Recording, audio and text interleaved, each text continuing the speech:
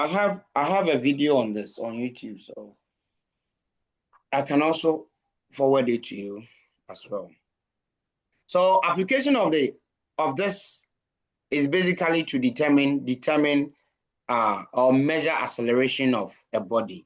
Now note that for two different, if F is equal to MA, for any two different masses will have different acceleration. Don't forget, acceleration is inversely proportional to the mass.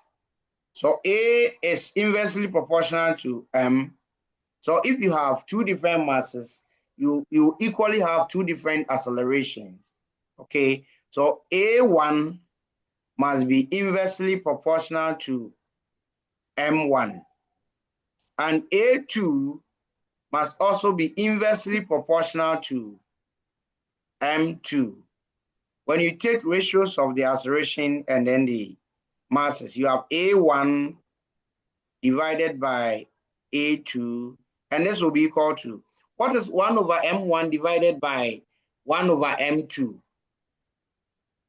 1 over M1 divided by 1 on M2.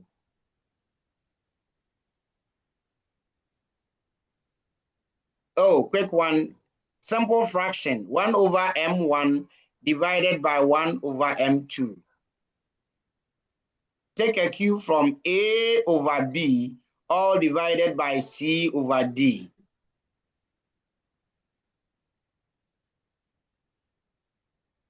Alphonse, can you help? Sir, please, can I try? Yes, I even called you. 1 over M1 divided by 1 on M2. Okay.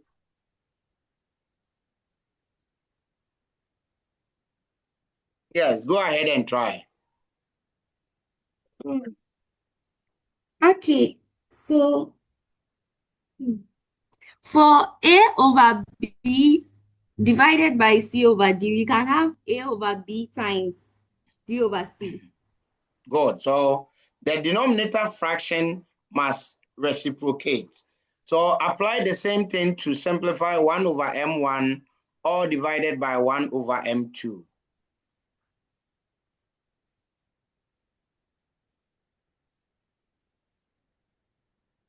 The rest of you can also try, please. Let's manage time. Nora, Jones, Godwin, Gerard, Ken, Apia, and the rest of you come in as well. So 1 on M1 divided by 1. M2 over M1. Good. So this will also be equal M1. to, yes, M2 over M1. So this is an equation which will help you calculate acceleration when the mass changes. A question to you. A body of mass M kilogram has acceleration of A. So a body of mass M kilogram has acceleration A. What will be the acceleration when the mass is tripled? What will be the acceleration when the mass is tripled? So 3m. What will be the acceleration when the mass is tripled? A body of mass m kilogram moves with an acceleration or has an acceleration a. What will be the acceleration when this mass is tripled? M kilogram. Yes, m kilogram has acceleration a. What will be the new acceleration when the mass is tripled?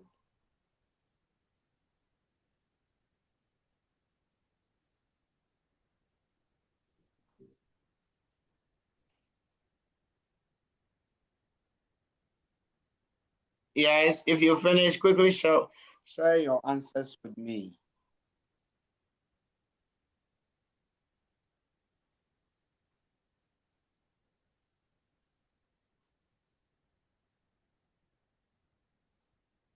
Nora, what's your answer?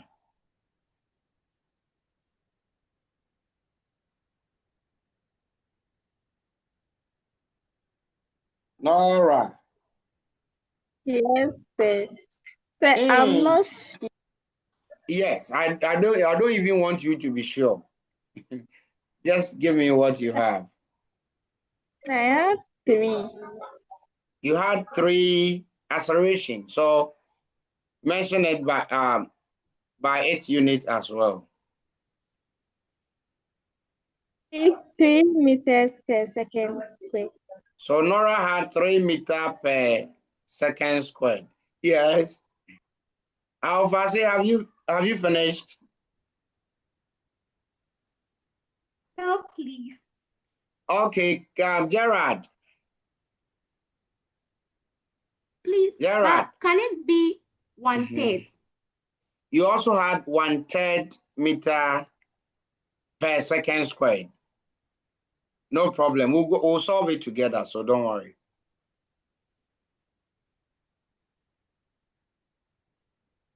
Gerard, Matthew, and the rest of you, let me hear from you. Emmanuel Jones. Okay, so let's solve it. So the question is saying that a body of mass m has acceleration a. What will be the new? So let's take this acceleration to be a1, a1, m1.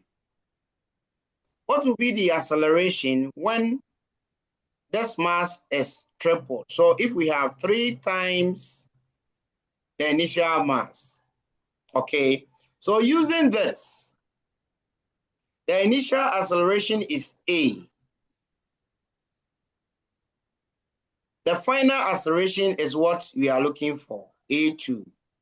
This is equal to, what is the new mass? The new mass m2 is 3 times the initial mass m. Please, are we okay with this? Are we okay here? Yes, please. Let me have your views so that if there is a need for me to explain. So we are looking for A2. Let's make A2 the subject. A2 will certainly be equal to, when you cross multiply, A2 times 3m is equal to A times m, isn't it?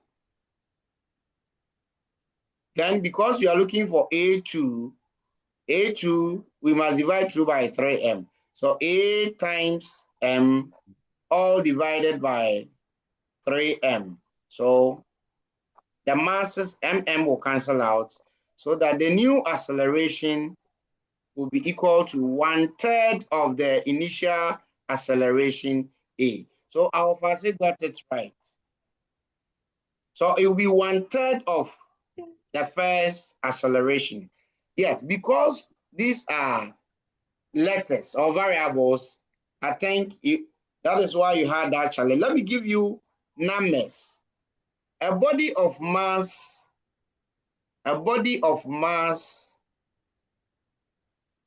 100 kilogram accelerates by rate of 5 meters per second squared. If the mass, the initial mass or the mass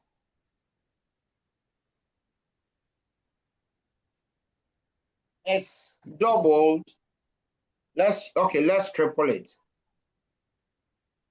If the mass is tripled,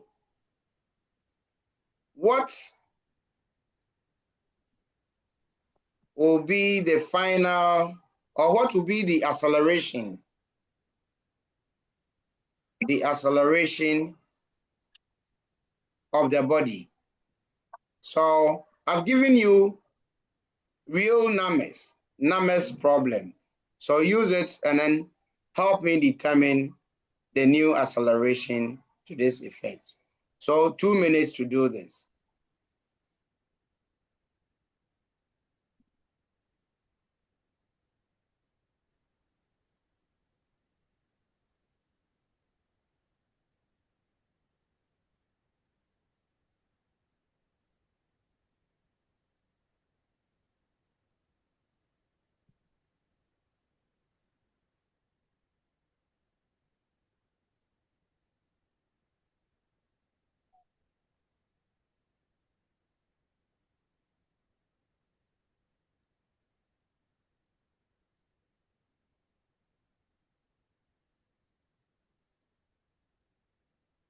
Yes, has somebody finished?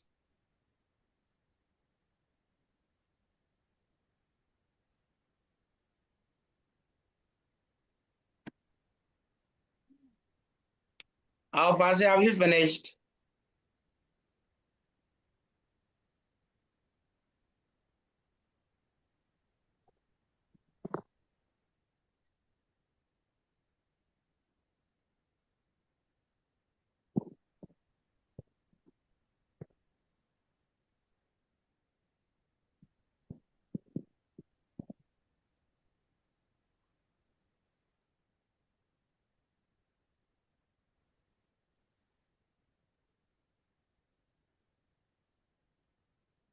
Nora, have you finished?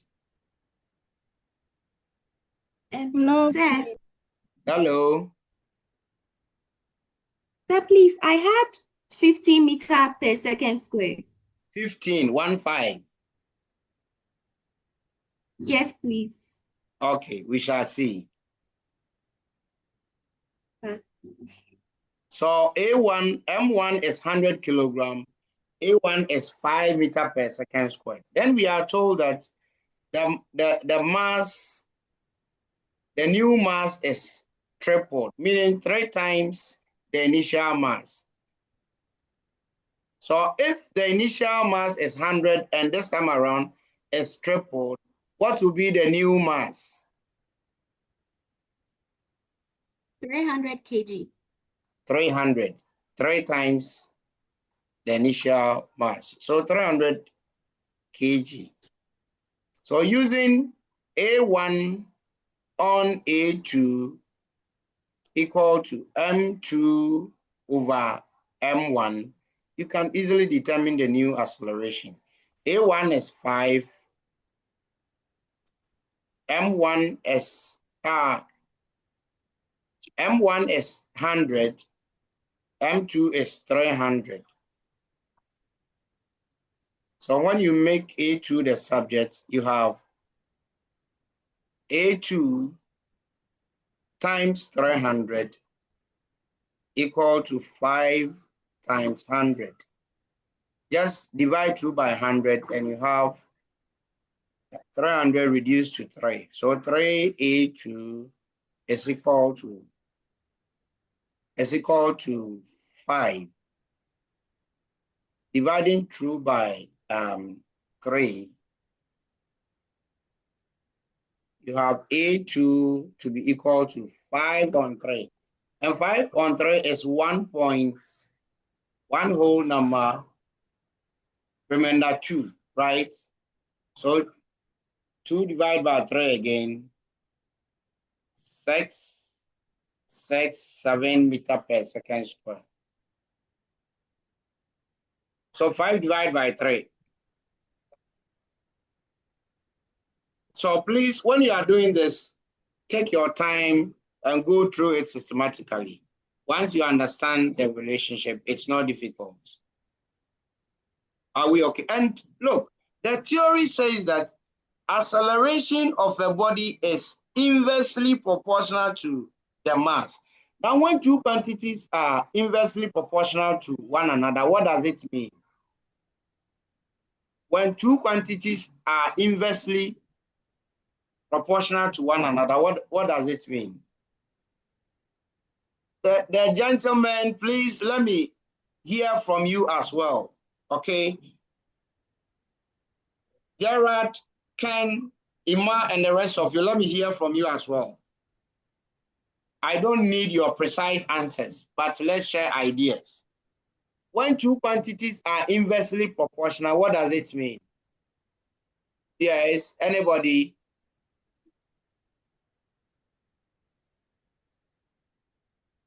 They are opposites.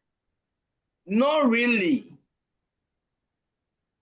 They are not opposite as in opposite terms. Nora, what do you also have to say?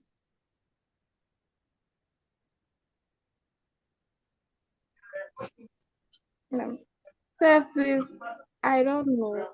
Okay, so when two quantities are inversely proportional to one another, the relationship is such that an increase in one, let me connect it with direct proportionality. We are told that force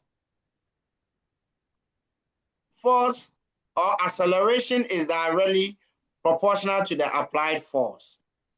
Meaning that when the applied force on a body increases, acceleration would also increase. And when applied force decreases, acceleration would also decrease.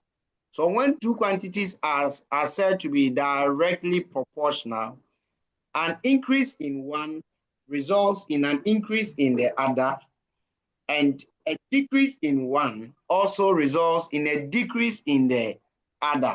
Class, are we okay? Yes. Gentlemen, are you okay? Yes, sir. Then, when two quantities are said to be inversely proportional to one another, when one increases, the other must decrease. When one increases, the other must decrease. Please give me a minute to get back to you. Just a minute. Yes, sir.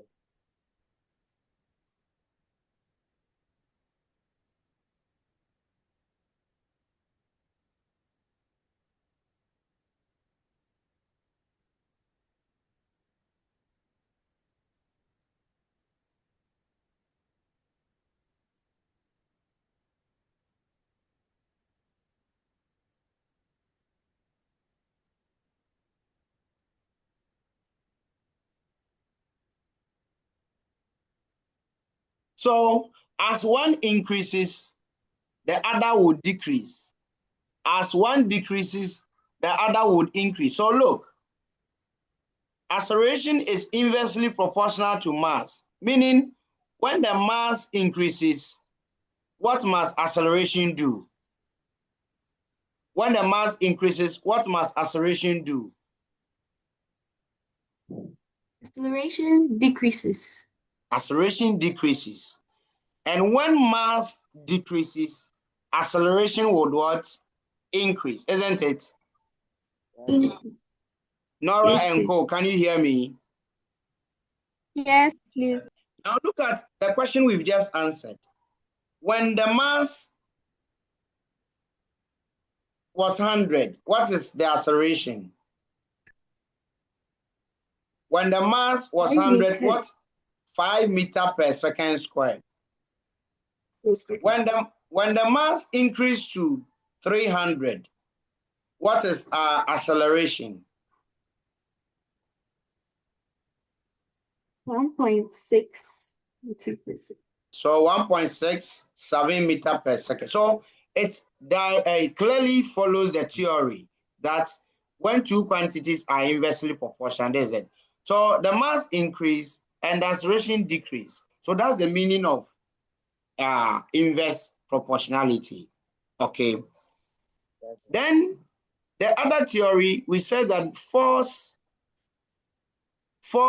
is directly proportional to the acceleration. Hello, Steva.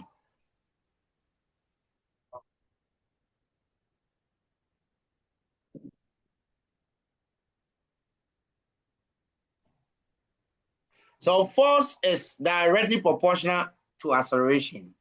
So it means that one force F1 must be directly proportional to its corresponding acceleration A1. A new force F2 must also be directly proportional to a new force, a new acceleration A2. But this is on condition that the mass of the body is constant. Mass is constant. When you keep mass of the body constant, a change in the applied force would give you a corresponding acceleration. So F1 on F2 must also be equal to A1 on A2. This is the equation that will be used to determine acceleration when the applied force changes. So a force F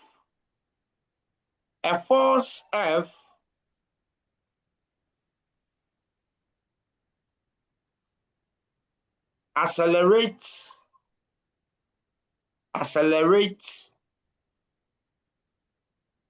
a body by a meter per second squared.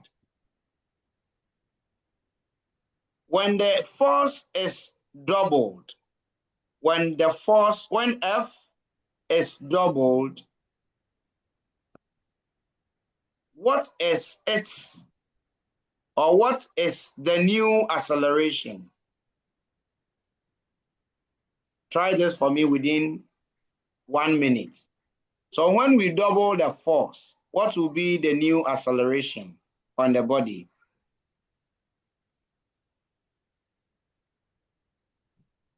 The gentleman this time around will speak. So Matthew, you'll be the one to break the ice, followed by Emmanuel Jones.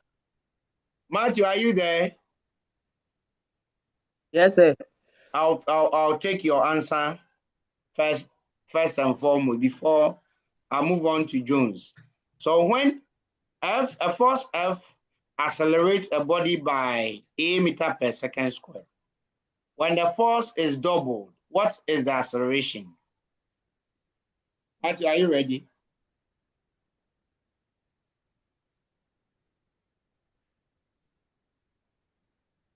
St. Matthew, are you ready? Sir, sir. Emmanuel Jones, are you ready? Sir, I'm not done. Yeah, you must be done. This is a simple question. Okay, Nora, are you ready?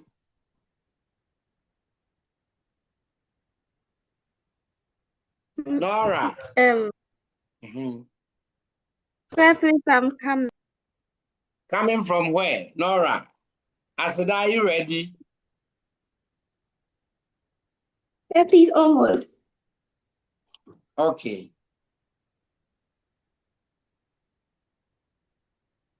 Godwin, are you there?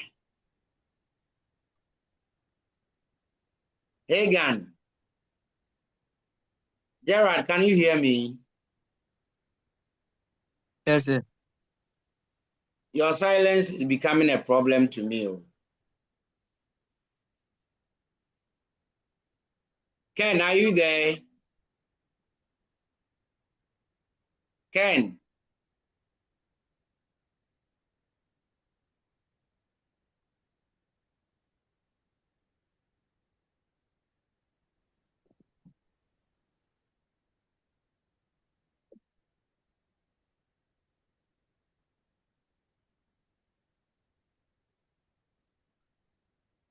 Nora.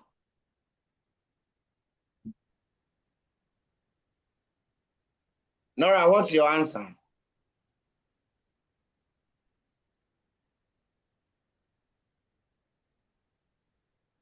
Nora. Yes, please. What's your answer? Two, 2A. 2A. Yes. I said, feel free to express your views. Okay. Getting something wrong is part of learning. So just share what you have with me. I said, what's your answer? Sir, please, 2A meter per second square. Okay, true. So both of you had almost the same answer. Emmanuel Jones. Sir, please, A2 is equal to 2A meters per second square. Okay, thank you, Jones. Good. So you all had the same thing. So let's see. The first force is F. And this time around, the force is double. So 2F. Acceleration initially is A. What's the new acceleration? So the new acceleration A2 is what you are looking for. So clearly, F would cancel out. And when we cross multiply, the unknown will be equal to A times 2. So the new acceleration will be twice the first acceleration. That's it. So all the answers provided 100% correct. Then let's use numbers. A force of 500 Newton. Are you writing? A force of 500 Newton accelerates a body by 10 meters per second squared. Sir, please, can you take the question again? A force of 500 Newton accelerates a body by 10 meters per second squared.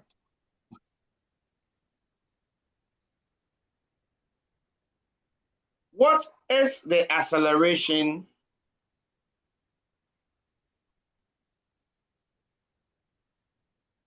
What is the acceleration if the force is increased by, what is the acceleration if the force is increased by 75% of the initial value? What is the new acceleration when the force is increased to, let me use 2, when the force is increased to 75% of the initial value? So it is increased to 75% of the initial value. Small trick. So it is increased to 75% of the initial value. Make me proud. 2 minutes. The time is 8:34. So 8:36, I'm coming your way. Start work.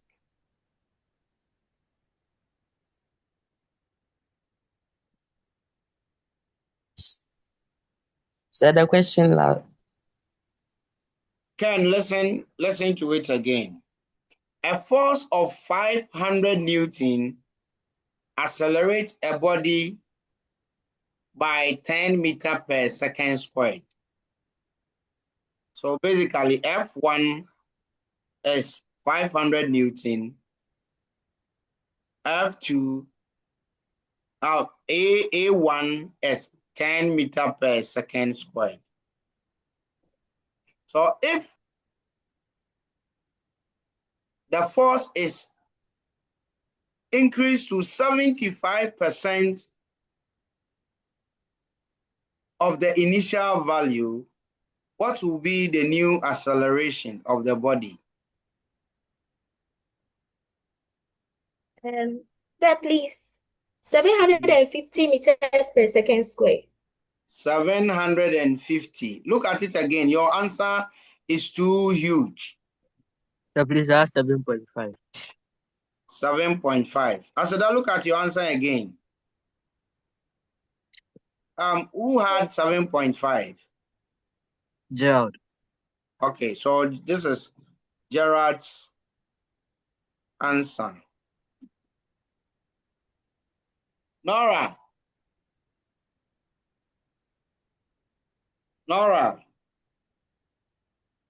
Yes, please. Sir, please. Give I'm me not. your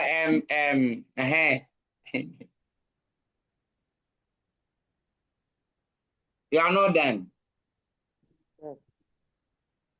Yes, please. Ken, Matthew, what's your answer? Yeah. 17.5 meters. Come again. 17.5 meters per second square.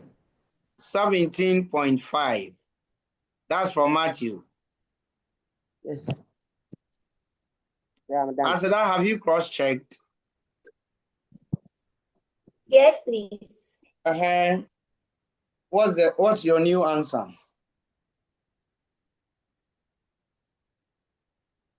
Yeah.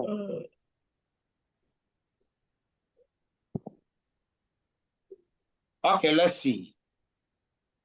So Yes. F, yes. I'm done. What's your answer? 17 per second square. 17 point. Second Is square. it 17 meter per second squared? Yes, sir. Don't forget its acceleration. Okay, so the concept or the theory is that. Sir, Hello, Ken. so I got 17.5. Okay. The concept is that acceleration is directly proportional to the applied force, implying that when the force increases, acceleration must also increase. The initial force F1 is 500 Newton. Then this is giving us an acceleration of 10. Now the force is increased to 75% of the initial value. So F2 is 75% of 500. And what is 75% of 500?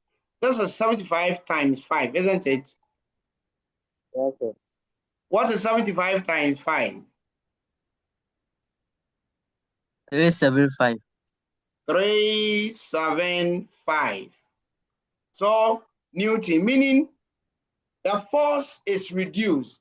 And so if the force reduces from the theory, acceleration must also reduce, isn't it? Yes, sir. Asida and Co, are you there? Yes, sir. So F1 500 divided by F2, which is 375,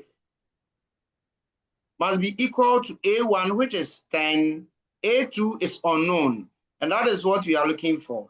Therefore, A2, when we cross multiply, will be 10 by 375, all divided by 500. This and this will cancel out.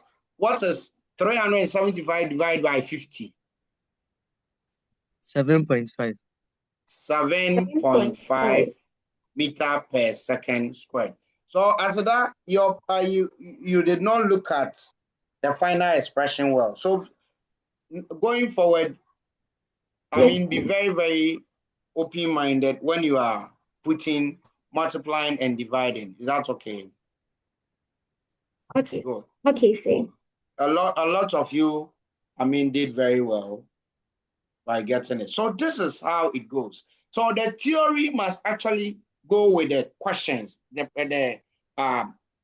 problem itself. Okay, so we must see it. We must see the theory reflecting in our questions. So these are some of the applications of the second law. Apart from this, please, the first one, we said A is inversely proportional to the mass. This also on condition that force is constant. The force, applied force, must be kept constant for this to hold. And then A is directly proportional to F is also on condition that the mass of the body is kept constant. So look at how they apply. Then we saw that F is equal to the change in momentum, M times V minus U all over T. Okay, we'll come to this momentum and impulse thing. I don't want to talk about it. Let's look at the third law, Newton's third law. Can somebody help us state Newton's third law of motion?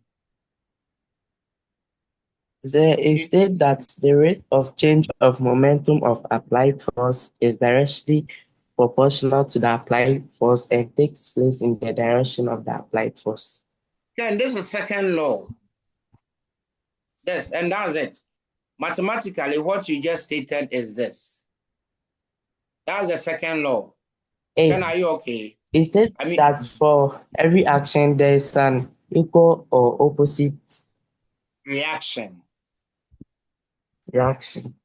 So for every action, there is equal and opposite reaction.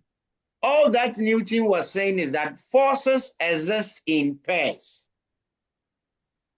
Okay, so when you sit, as we speak, you are all sitting on a chair from wherever you find yourselves. As you sit, you exert your weight on a chair. If the chair does not crumble or gets broken, then what it means is that the chair is applying a reversal force on you. And this reversal force has the same magnitude as your weight. That is why you are not moving downwards. So your weight is balanced by an opposite force. This opposite force is the reactional force. Meaning that when you sit on a chair and then the chair crumbles or breaks down, and when it breaks down, you accelerate downward, meaning you fall. What happens is that then it means your weight is greater than the reactional force produced by the chair. And so it cannot balance your weight. So the moment you move, it means you are accelerating. And every acceleration requires an external force. So, or a net force. Okay, so when it breaks down, it means your weight is greater than the reactional force produced by the chair. And so they don't balance, the net must be zero. When a car moves on a bridge and the bridge collapses, then it means that the bridge cannot provide a reversal force to the weight of the car to balance it. And when there's no balance, there will be acceleration downwards. That is basically what the third law implies. Please, is there any question? Is there any question? Applications of the third law. Yes, can you share with me some of them, some of the applications of Newton's third law of motion? A man sailing a boat. A man sailing a boat. So let's take us through how the third law works here. How? Okay, Asada, simply, so in sailing the boat, please, in sailing the boat, the paddles, we go one after the other. The force that you use in moving the boat forward is equal to what is being applied by the sailor. Okay, that's great. So, yes, what she's saying is that, you see, when you visit, I'm coming in, when you visit beaches, and then there's those people who go on sails to, catch fishes. When they are moving on the sea or a river, they use a canoe with the paddle, okay? So the paddle is moved backward. It's used to move the water backward. So there's an applied force backwards, and then it exerts a reversal force, okay, in the opposite direction, in the forward direction, and that is what moves the canoe and the occupant. So applied force in one direction Exertion of reversal force in the opposite direction, and that is what causes the movement or acceleration of the boat. Thank you. 2, more views. So Asada has given Sir, us swimming. one. During swimming, take us through swimmology.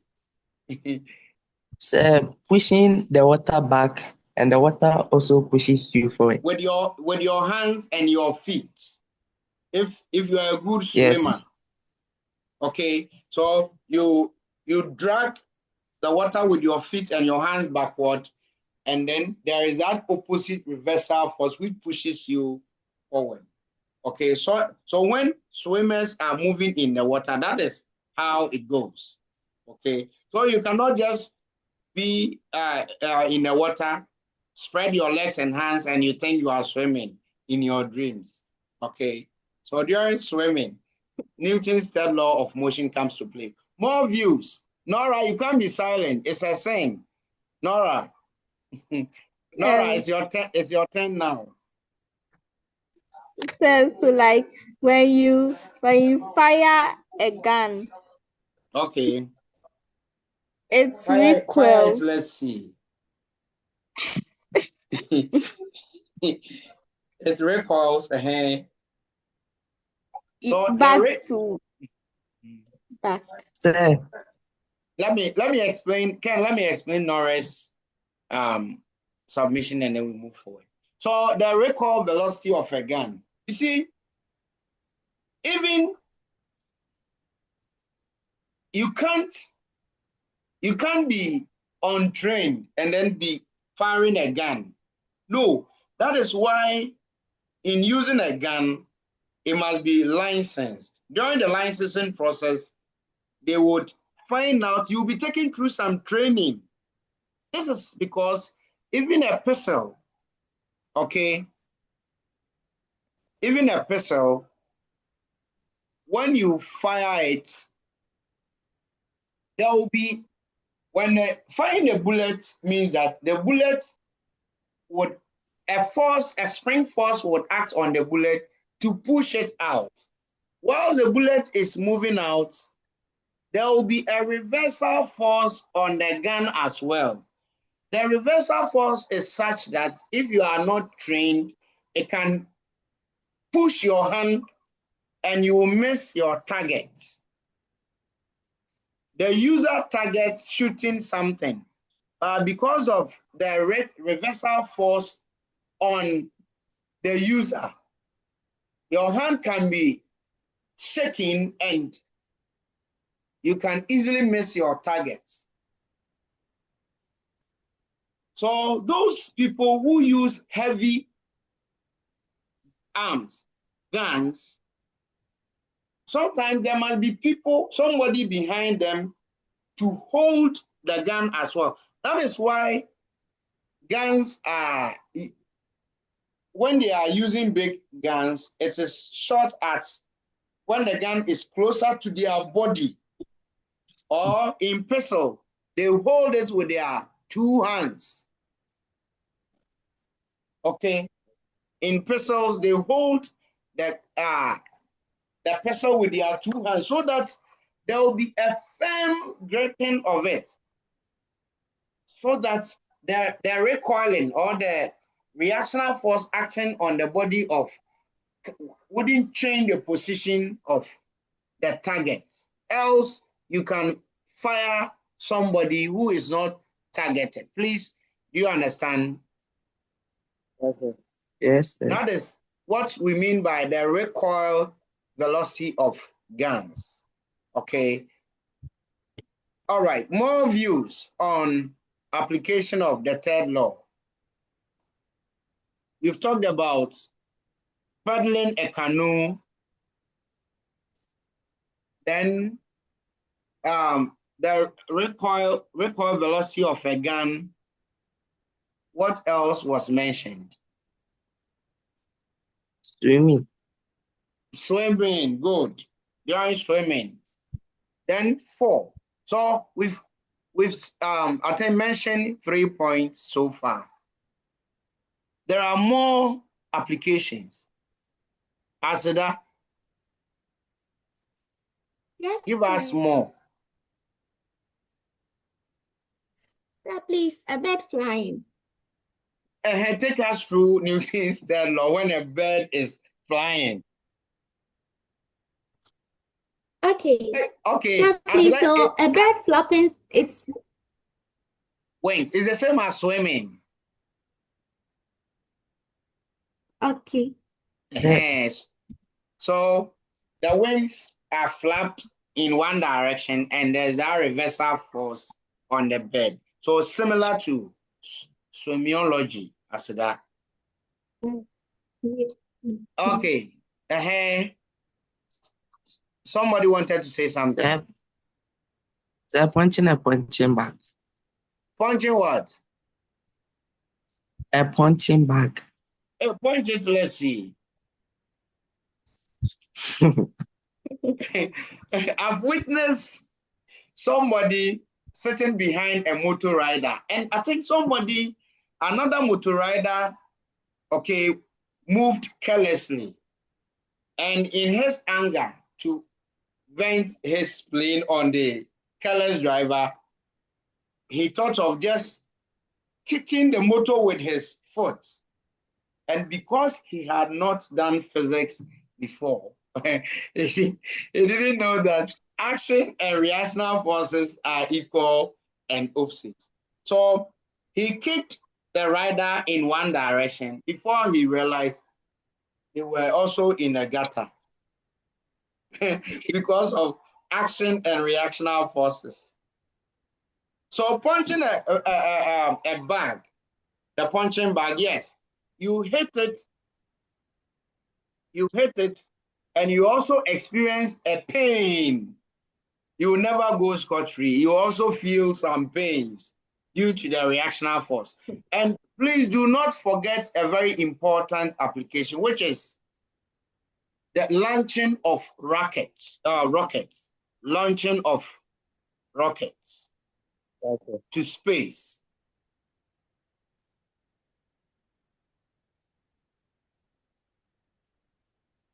After the lesson, please go to YouTube and look at how the video of how rocket is launched to space. Launching of rocket comes with huge burning of fuel within the tank. Its tank. When the fuel burns to a certain temperature, the fume is made to escape, like the fume escaping from the exhaust pipe of cars. Okay, and this is associated with huge burning, so that there will be very huge fumes escaping from the nozzle. Escaping fumes escape with a certain force downwardly and a certain momentum. And so there is that reversal force acting, which pushes and launches the rockets in space. So launching of rockets also falls under Newton's third law of motion. Actional force by the escaping gases and reactional force on the rocket, and as a result, launches it to space with that constant velocity.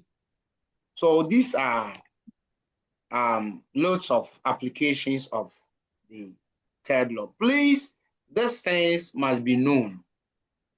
These things must be known. You see, the first law, a body will continue to be stationary, and a moving body would also continue to be moving with a constant velocity unless an external force acts on it. The second part of it, the first part can be seen in everyday life.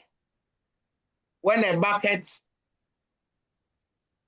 is put on the floor, it will continue to be there unless its position, its velocity will never change unless somebody comes to apply a force to move it.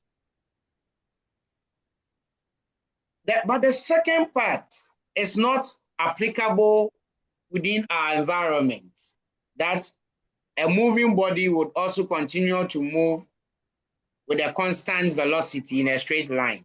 No, because when you push a chair, when you apply force on a chair to move it, does the chair continue to move? No, sir. When you take your hand off, the chair would stop. Yes, sir. Okay. Stop.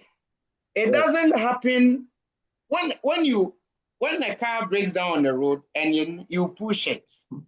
The moment you take your hands off it, if the road is not slopey, the car wouldn't go. So the second part of it does not apply to our environment due to friction,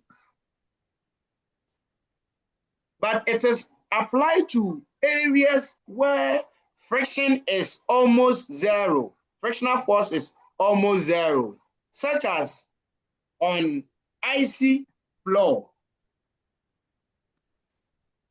Those who play hockey on ice, when they are pushed, okay, and they wear special gadgets which would increase friction for them to stop. Else, when the person is pushed, the person will continue moving because friction is less.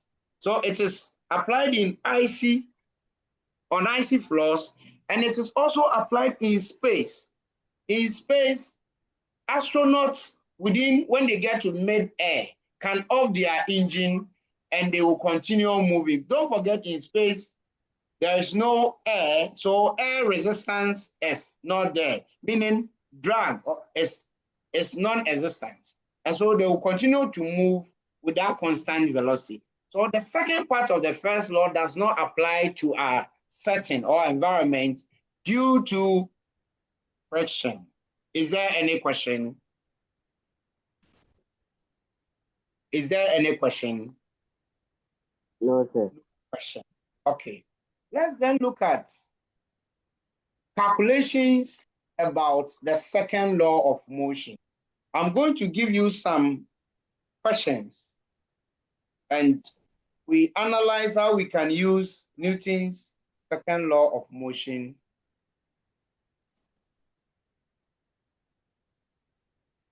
Give me a minute to get the questions. Okay.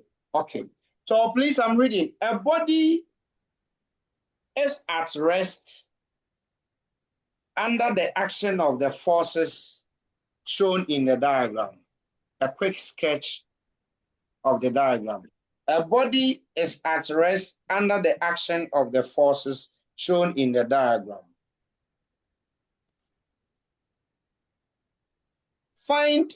Okay, let me sketch something.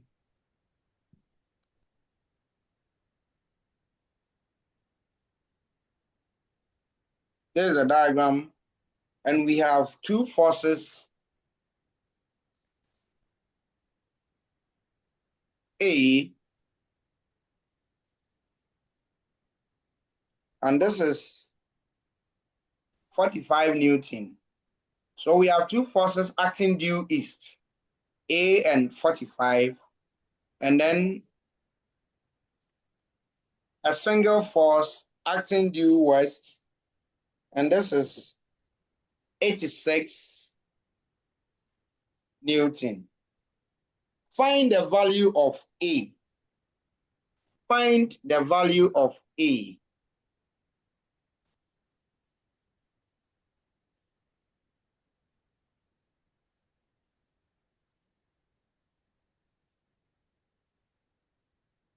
So a body is at rest under the action of the forces shown in the... A is equal to 41 Newton. Come again. A is equal to 41 Newtons. You explain. A body is at rest under the action of the forces shown in the diagram. Find the value of A. So let me have about 3 answers to either deflate or confirm your answer. There are 41 Newtons. So Emmanuel is giving us his answer. Gerard.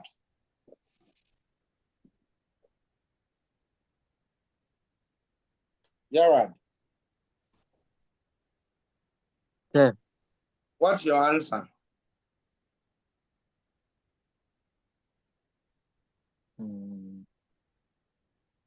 Asida.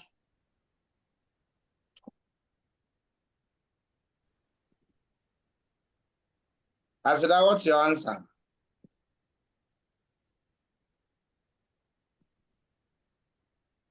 Or Asida is gone.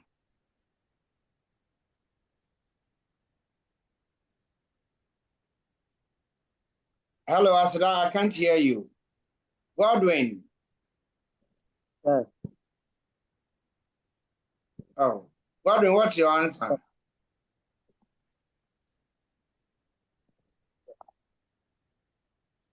Godwin, what's your answer? Yeah, 40. 40. 40, sir. Yes, sir. You had 40. Yes, sir. Really? Okay.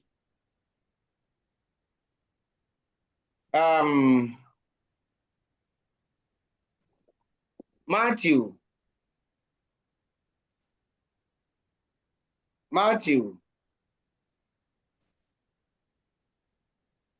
Okay, so Emmanuel.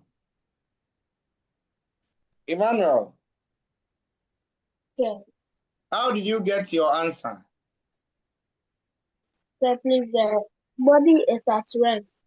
So that means both sides has balance force.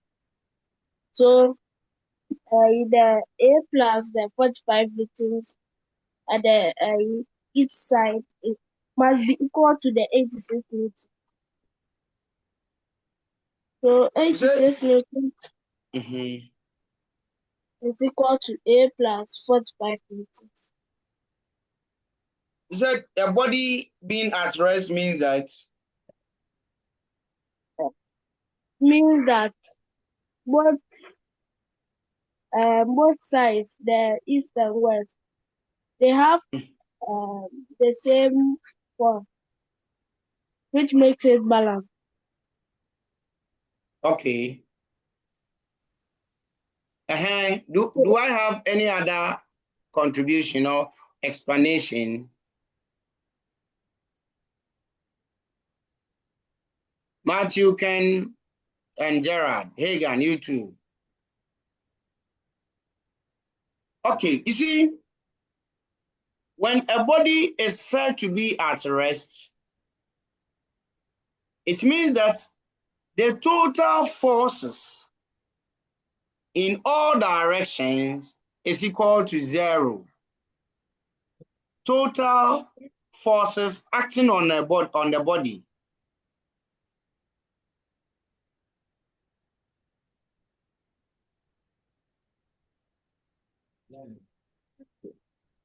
In all directions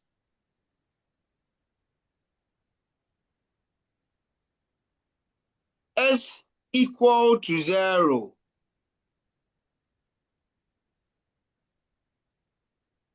So that is the meaning. Okay, class, are you there? Yes, sir. When a body is at rest, the total forces in all directions is equal to 0. It means the net force, the resultant force is equal to 0.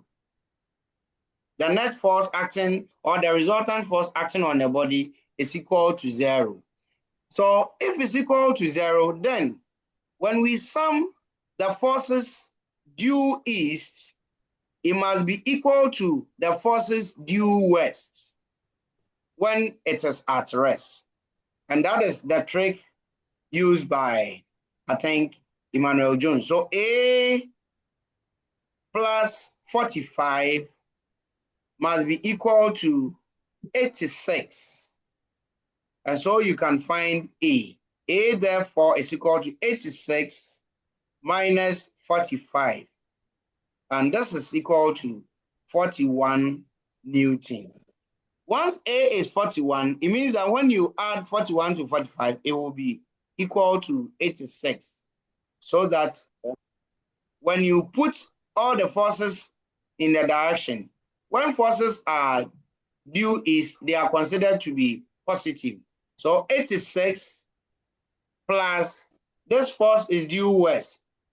Due west considered to be negative. So minus 86, when you put them together, the result is equal to 0. When the result or the resultant force is 0, the body would be at rest. And this is what we call as static equilibrium. The body is said to be in a static equilibrium. What did I say? Body is static. Body is static equilibrium. So let's define what static equilibrium is. Static equilibrium is that type or kind of equilibrium where the net force acting on a body is equal to 0 and the body stays at rest.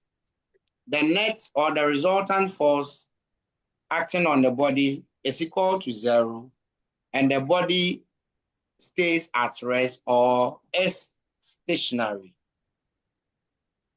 So in a static equilibrium, the resultant force acting on a body in all directions is equal to 0 and the body stays at rest or is stationary. Are we fine?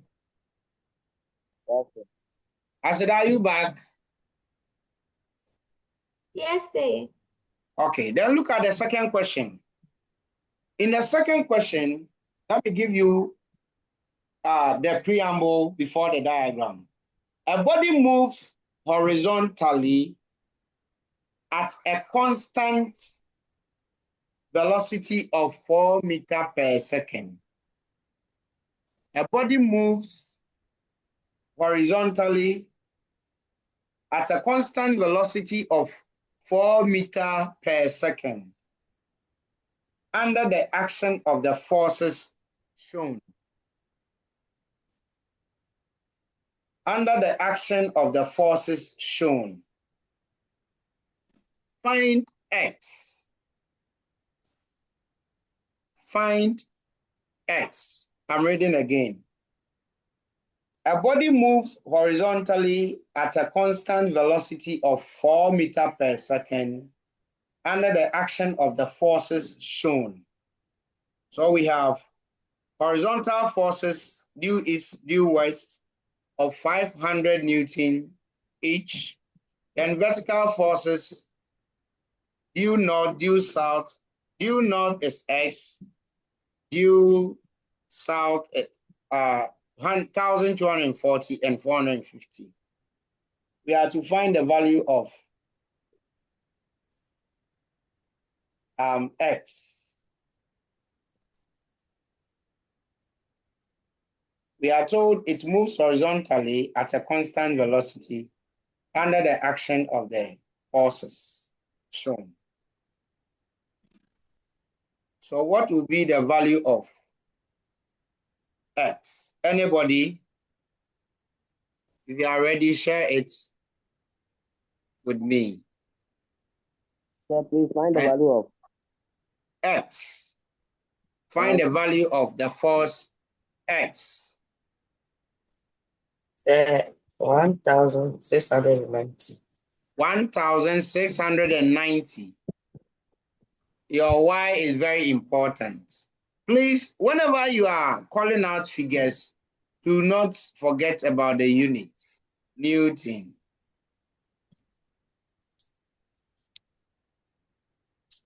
What is your reason? So since the horizontal force is 0, it means that both sides will be the same. Hold on. The horizontal force is not 0. We have 500 each. So frame your statement well.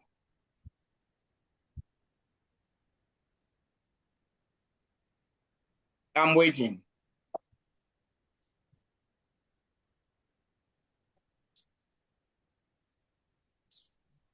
Okay, I think maybe the explanation is the issue.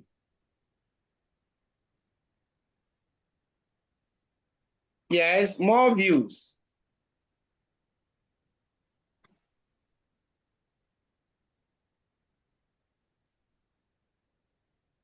Ima, what is your answer?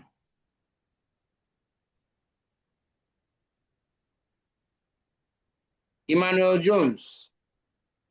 Sir. What's your answer? Sir, Hello. sir, the horizontal forces are 500 Newton to the left and 500 Newton to the right. So Yes. if the net horizontal force is 500 minus 500, which is 0. And if you look Good. at it vertically, Mm-hmm. if you look at it vertically, it's going to be 1,240 down and Mm-hmm. 450 down. Mm-hmm. So it's going to be x minus 1,240 minus 450 is equal to 0. So the x. So Ken, my question is that why are you equating the forces west to east, north to south? Why are you equating them to find x?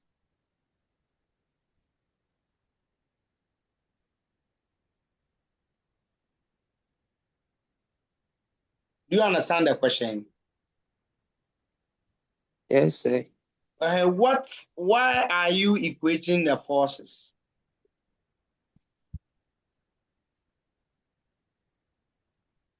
Okay, let me explain. You see, the question is saying that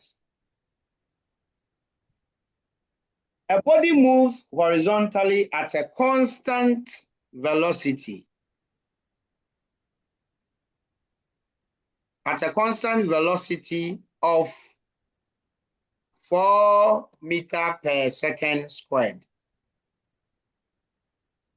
When a body is moving at a constant velocity, what is its acceleration?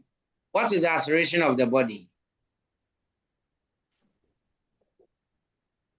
When a body moves at a constant velocity, what is the acceleration of the body? 0. 0. Good. When acceleration of a body is 0, what does it mean?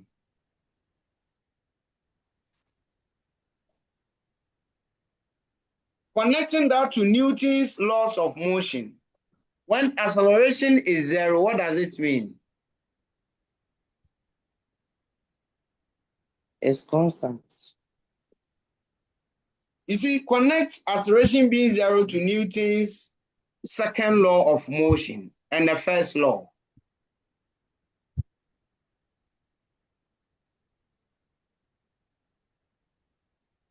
You see, the first law says that, and even the second law, acceleration is directly proportional to the applied force. So when acceleration is 0, what will be the applied force? 0.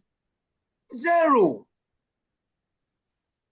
So when acceleration is 0, it means that there is no applied force on the body.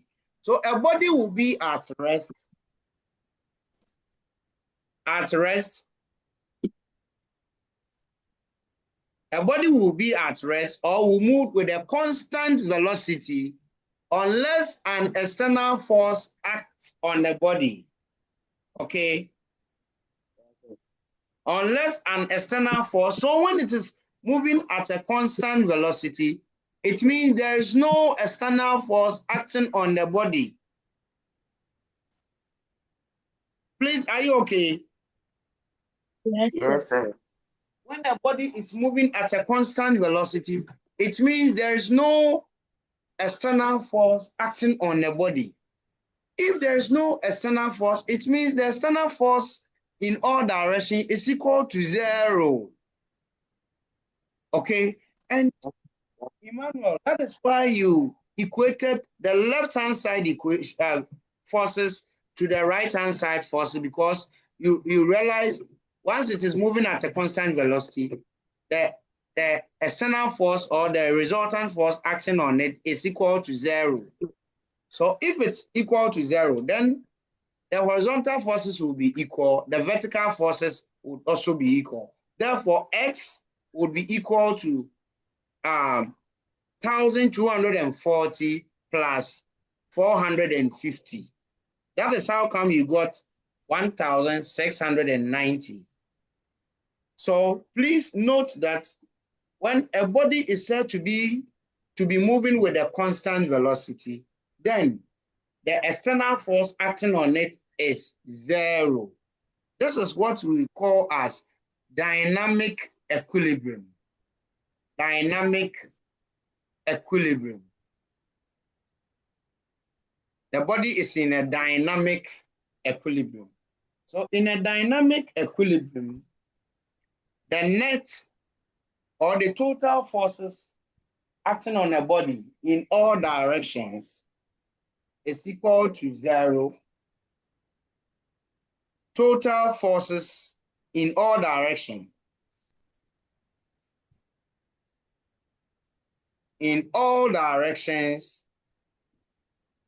is equal to 0, and the body moves with a constant velocity.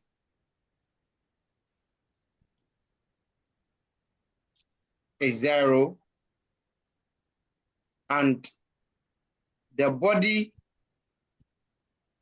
moves with a constant velocity. So if you are given a question and you are told that the body moves with a constant velocity means acceleration is equal to 0. And when acceleration is 0, the external force acting on it or the resultant force is also 0. And so you can equate the forces in all directions. Please, are we okay? Yes, please. Yes, sir. All right. Last question. Class, frankly, today's attendance hasn't been interesting to me. Very, very, very bad. When these things actually happen, it doesn't motivate. Doesn't motivate. So talk to your friends. If they want us to continue this, they should, be joining, because the number doesn't motivate. I also teach on Omega. So Omega, we have that number. So if we don't have the numbers here, it's a bit disturbing. So another question, this is 120 Newton. We have two forces acting due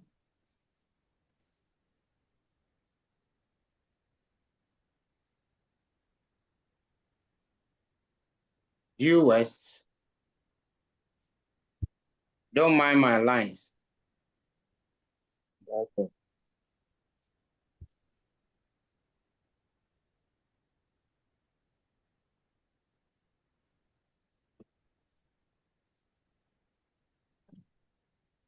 This is X, and this is 66.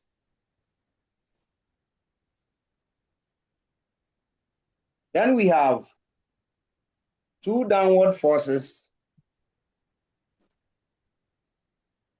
75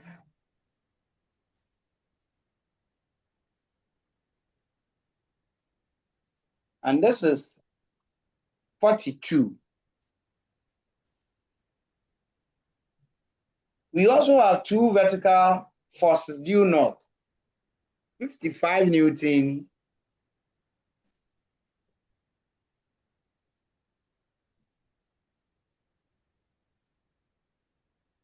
and y.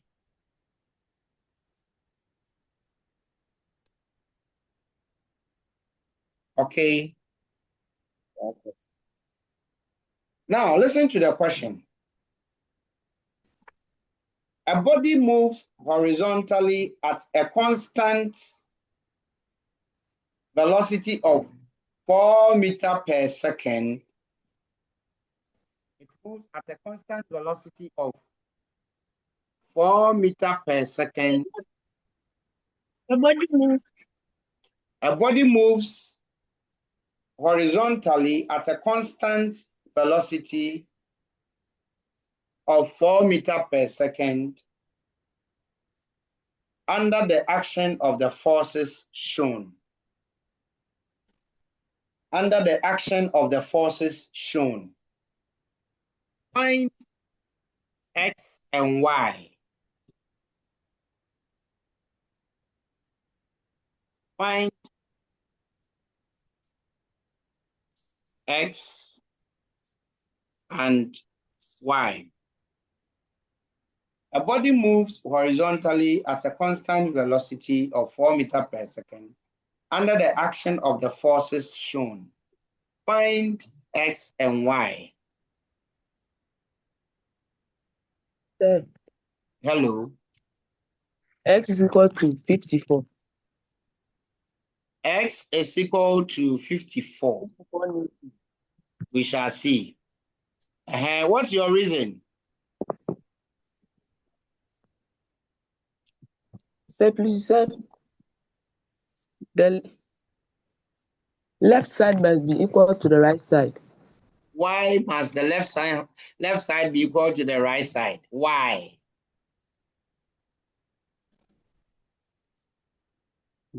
Explanation. Explanation, no. You see, the trick is that you were told that the body moves with a constant velocity of 4 meters per second. When the velocity is constant, it means acceleration is 0. And in Newton's law, when acceleration is 0, then the applied force, the resultant force is also 0. And this is what we call as dynamic equilibrium. The body is in a dynamic equilibrium. And I said that in a dynamic equilibrium, the total forces acting on the body in all directions is equal to 0. And the body moves with a constant velocity. So if the net forces or the total forces in all directions is equal to 0, then sum of upward forces,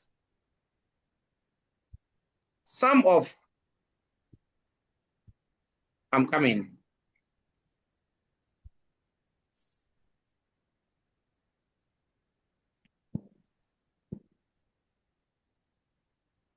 Sum of upward forces must be equal to the sum of downward forces. Equally, sum of forces due west must be equal to the sum of forces due east. Are you okay?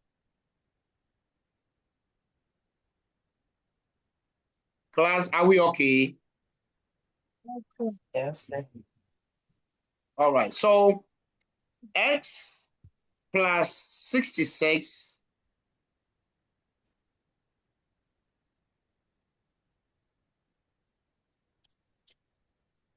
must be equal to 120.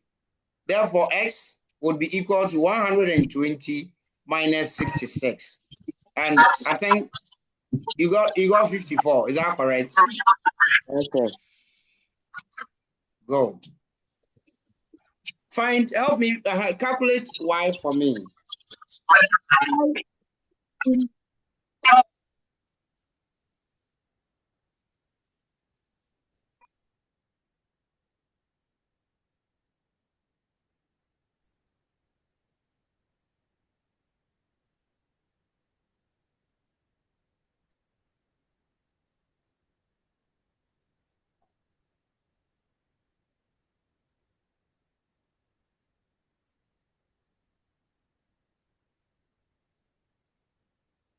What's the value of y? Newton. Okay. Come again. 62. 62. Okay, so equally 5 plus y must be equal to 75 plus 42. Okay, and this is 117. Okay. Therefore, y is equal to 117 minus 55. And the result is equal to, what is the result? Yeah, 107 minus 50, 62. 62 Newton. So that is how to calculate this thing. Okay. When you understand it, that's it. So the statement, when it is in static equilibrium, the body will be at rest. okay. When it is in dynamic equilibrium, the body will move with constant velocity. So in all equilibrium states, the total forces in all directions is equal to 0. Okay. So one would continue to be at rest. One would also move with that constant velocity. Tomorrow we'll look at when the body accelerates, how do we calculate those information and all that? Is that okay? So we'll continue this tomorrow. Please continue informing your friends that for teachers to be happy in continuing the class, they should also join. I'm sure you know them because most of them are in Adisco, your colleagues, okay? So just a reminder so they can join for the class too. You'll see the importance of what we are doing whenever you go to school, okay? So please do not, joke with your classes. Be punctual so that you all can help one another. It's not good when the attendance is very, very poor this morning. Okay, so we'll continue tomorrow. May the good Lord be with you. I'll send you some trial work so that you flex your muscles on. Until then, bye-bye. Sir Francis, good morning. Hello, Sir Francis. Oh, okay. Maybe it's not. Hello, good morning. How is it? I'm doing well, and you? I'm good too. Frankly, today's attendance hasn't been so encouraging. It's not encouraging at all. At all, and it doesn't augur well. Please, I do not take the classes to be a joke. I'm telling you, you see the importance of this when you go to school. Okay, when you go to school. So please advise yourself so that we will have the motivation to continue doing this. All right. Okay, so Sir Francis have ended the lesson. Okay, congrats. So thank you. Okay, bye-bye to all of you. Sir Francis, bye. I'll call you. Okay. Bye-bye.